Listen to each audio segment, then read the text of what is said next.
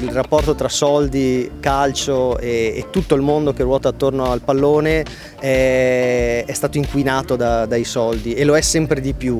Nel momento in cui si proverà a ragionare, tra virgolette, senza soldi, cioè cercando di crescere insieme con strumenti che consentano di slegarsi proprio dalla necessità economica, allora credo che vedremo tutti un altro sport. Zeman alla fine degli anni 90 parlava di calcio blindato nelle farmacie, di calcio in qualche modo vincolato in maniera troppo forte all'economia. Sono passati tanti anni, più di 20 anni, è così ancora oggi, ed è un problema da risolvere.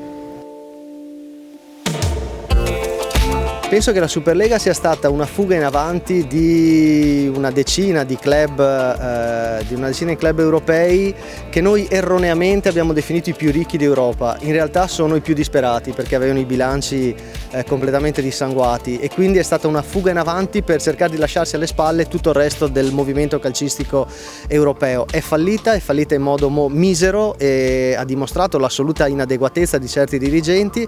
Io credo che sicuramente ci sia bisogno di una riforma non solo dei campionati, ma anche proprio della struttura del calcio europeo. Però quello della Superlega è una direzione sbagliata, perché tende a privilegiare ovviamente chi in qualche modo si sente casta e tende ad escludere tutti gli altri. Cioè il merito sportivo, che è il senso vero dello sport, ne esce assolutamente ridotto a zero.